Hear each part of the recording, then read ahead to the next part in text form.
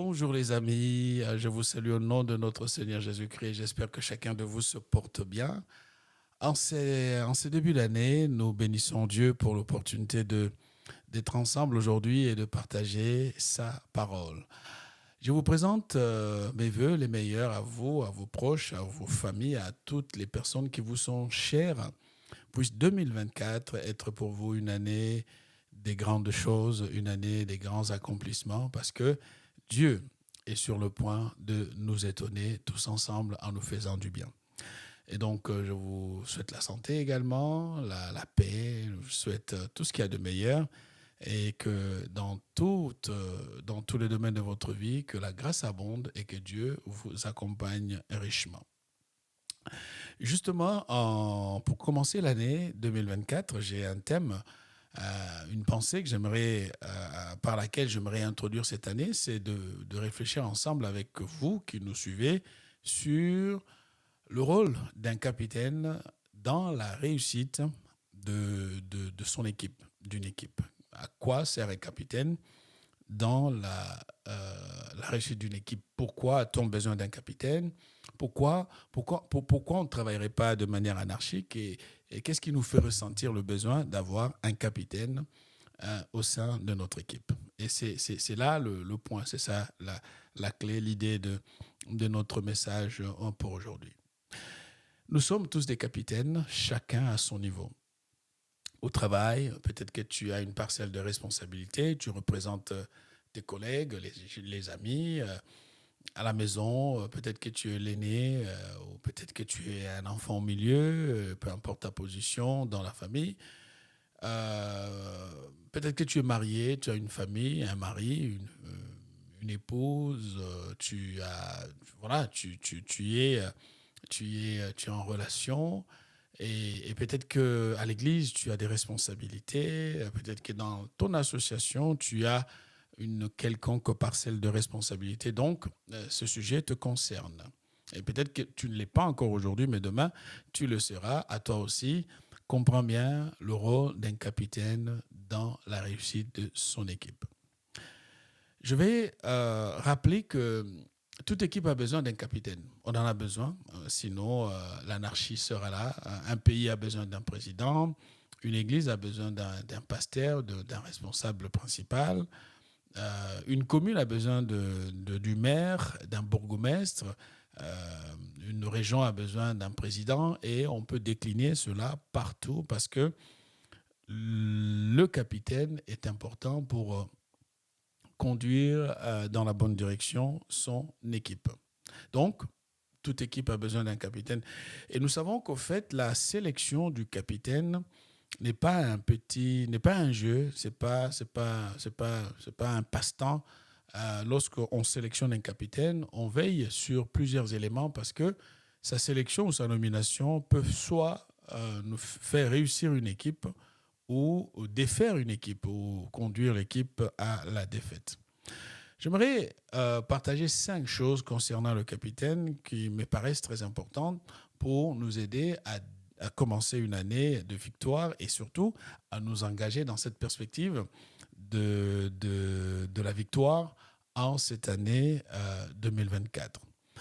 La première chose que je vais partager sur le capitaine, c'est qu'au fait, le capitaine maintient l'attention de l'équipe sur la vision. Donc, un capitaine est la personne qui maintient l'attention. On a besoin de l'attention, la concentration, être focus sur la vision. C'est important parce que si on ne maintient pas l'équipe sur la vision, les gens vont se disperser et la dispersion gaspille l'énergie si nécessaire pour qu'une équipe puisse gagner.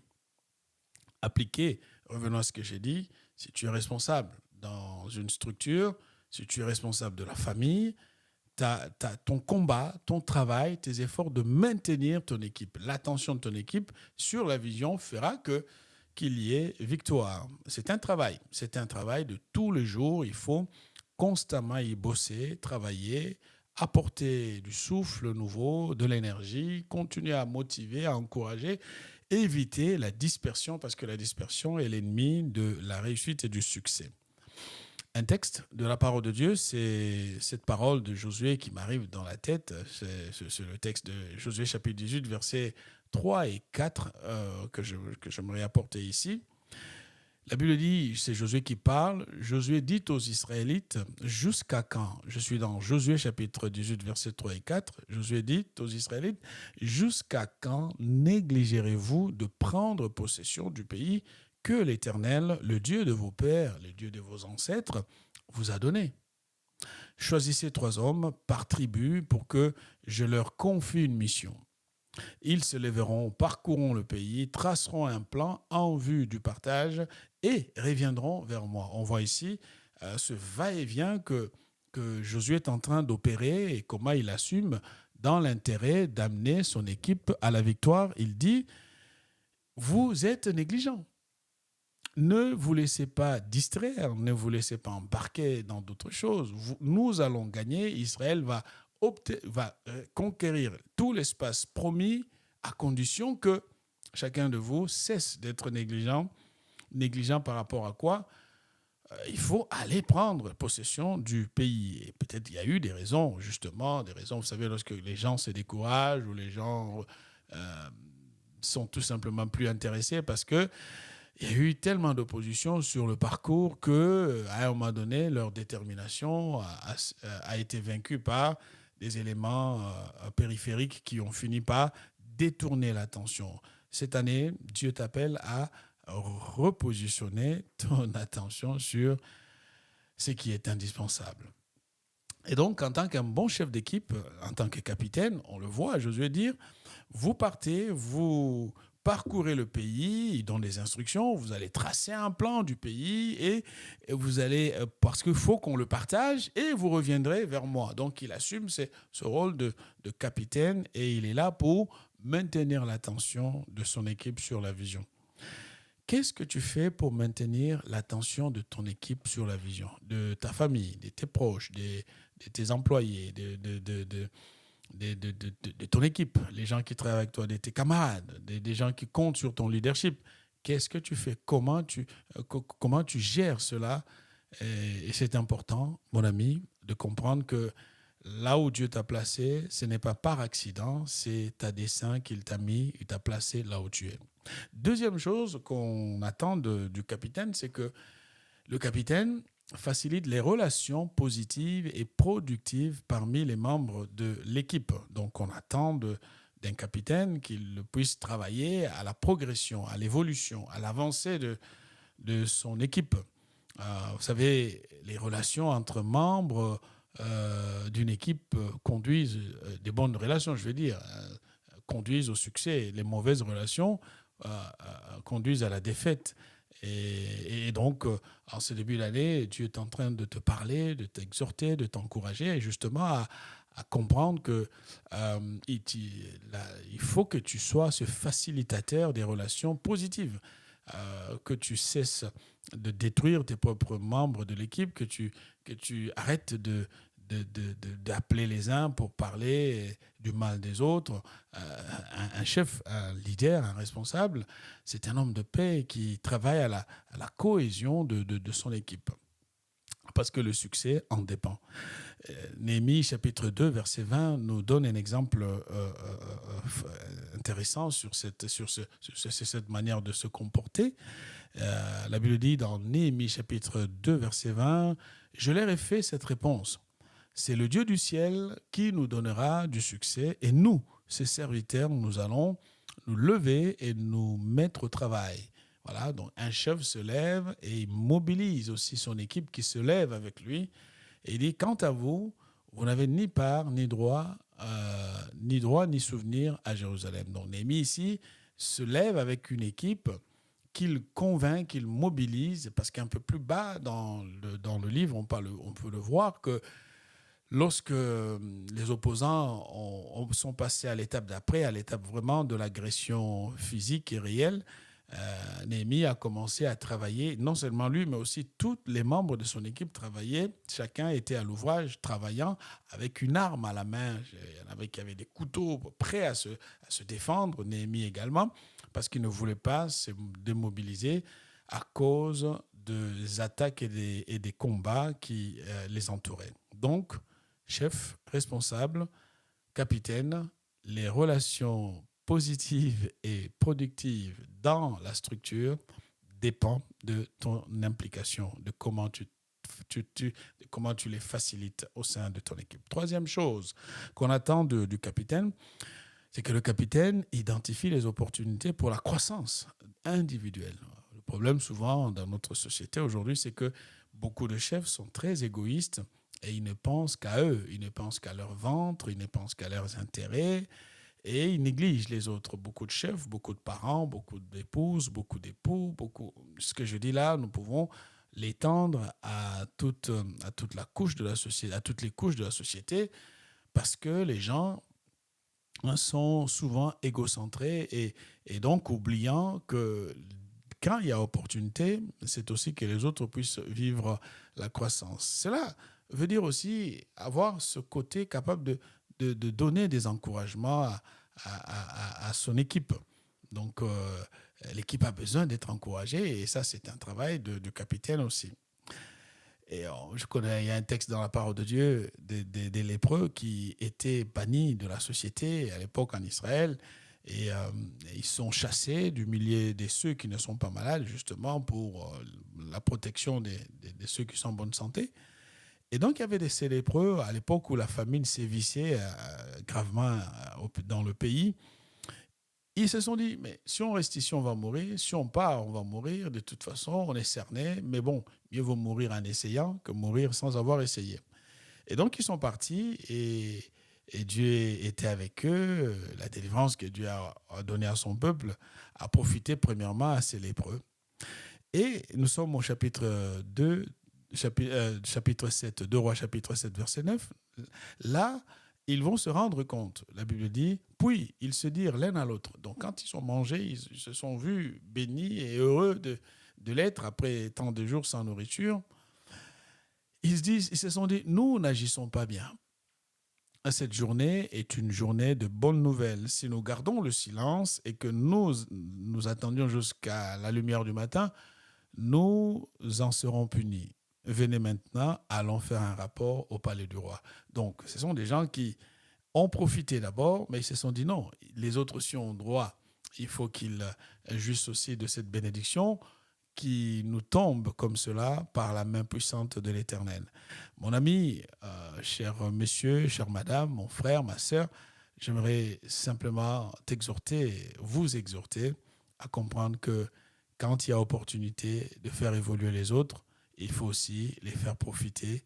C'est ainsi que tu construiras pour ton entité, pour ta structure, une équipe des gens capables de t'amener beaucoup plus loin. Quatrième chose, c'est que le capitaine prépare l'équipe à aller de l'avant en acquérant des ressources. C'est important, ça c'est le travail du capitaine. Il est là. Comment est-ce qu'on peut avoir des ressources, de nouvelles ressources? Comment est-ce qu'on peut avancer? Comment est-ce qu'on peut progresser?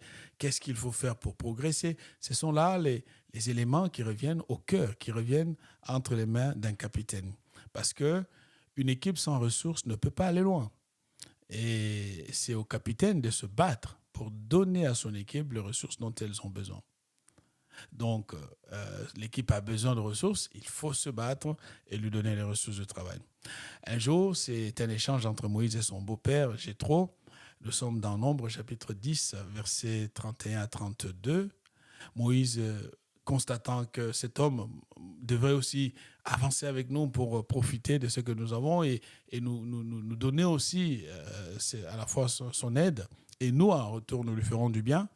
Moïse dit, nous dit la parole, Moïse dit, ne nous quitte pas, je t'en prie, puisque tu connais les endroits où nous campons dans le désert. Tu nous serviras de guide. Et si tu viens avec nous, nous te ferons du bien que l'Éternel nous fera. Il y a une autre version qui dit, viens avec nous et nous te ferons du bien. Donc, on a ici un Moïse qui, conscient que, en tant que capitaine, nous devons aller de l'avant. Et si on a besoin de ressources, et cet homme est une ressource, si cette femme est une ressource pour nous permettre d'avancer, avançons. Et quand on aura avancé, tous ensemble, à un moment donné, le bien doit être partagé. Cinquièmement, et c'est là que je m'arrête pour aujourd'hui, Le capitaine démontre une productivité personnelle sur le plan du leadership. Un capitaine donne l'exemple. En d'autres termes, le capitaine parle plus fort par son exemple et par comment il se donne pour son équipe que par les paroles. Donc l'exemple, le sacrifice, la capacité de à se donner permet d'être convaincant plutôt que les paroles. Un jour, Jésus parlait aux apôtres, nous sommes dans Jean chapitre 13, et là nous avons le Seigneur qui lave les pieds des apôtres après avoir résisté aux caprices de certains comme Pierre. Finalement, au verset 13, il dit « Mais vous m'appelez Maître et Seigneur, et vous avez raison, car je le suis. » Ici, le Seigneur rappelle que je suis le Maître, je suis le Seigneur. Je suis Maître, je suis Seigneur. C'est comme ça que vous m'appelez et je le suis. Donc, verset 14, « Si donc je vous ai lavé les pieds, moi, le Seigneur et le Maître, vous devez aussi vous laver les pieds les uns aux autres. » Donc, Jésus revient au cœur de son idée. Je suis Maître, je suis Seigneur. Vous m'appelez ainsi et cela ne m'enlève pas ce droit. Vous avez raison, je le suis. Mais je vous ai lavé les pieds. Donc, je vous ai donné un exemple. Verset 15, il dit « Car je vous ai donné un exemple afin que vous fassiez comme je vous ai fait. » Verset 16. « En vérité, je vous l'ai dit, le serviteur n'est pas plus grand que son maître, ni l'apôtre plus grand que celui qui l'a envoyé. Si vous savez cela, vous êtes heureux, pourvu que vous le mettiez en pratique. » C'est très intéressant, mes amis, de voir que le Seigneur dit, en d'autres termes ici, c'est votre exemple qui parlera plus que vos paroles. Pourquoi ? Parce que le capitaine doit être exemplaire. Et c'est en ces termes-là que j'aimerais te souhaiter une très bonne année en t'exhortant d'être un bon exemple. Un exemple dans les actes posés, un exemple dans le comportement, un exemple partout où Dieu t'a placé, un exemple tout simplement parce que l'exemple parle plus que les paroles. Donc, mon ami, 5 choses que je te rappelle pour aujourd'hui en tant que capitaine. Maintiens l'attention de ton équipe sur la vision. Reconcentre les tiens. Mobilise l'énergie. Ne gaspille pas cette force. Concentre cette force et exhorte les tiens à avancer. Deuxième chose, c'est à toi. C'est à toi que revient la responsabilité de faciliter les relations positives et productives parmi les membres de ton équipe. Ils doivent travailler ensemble, ils doivent s'entendre, ils doivent s'aimer, on doit avancer ensemble.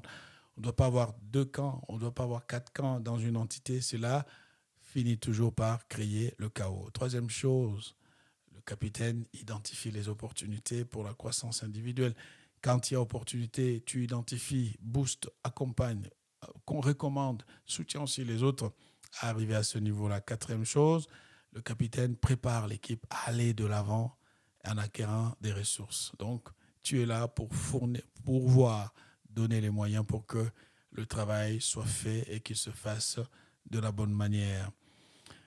Cinquièmement, le capitaine démontre une productivité personnelle sur le plan du leadership. Voilà ces 5 éléments que j'avais à cœur de partager avec toi, cher ami, où que tu sois. Que le Seigneur te bénisse et que cette année 2024 soit une année vraiment productive pour toi. Lorsque tu auras compris que tu as un rôle à jouer, assume ce rôle, assume-le de tout ton cœur et tu verras que les résultats répondront présents dans ta vie et dans ton ministère. Que Dieu te bénisse et à très bientôt. Merci de nous faire votre feedback, vos conseils, vos prières, votre soutien par la prière et comme vous l'entendez. Merci d'encourager ce programme à être une bénédiction pour beaucoup de gens. Allez, que le Seigneur vous bénisse. Au revoir, à bientôt.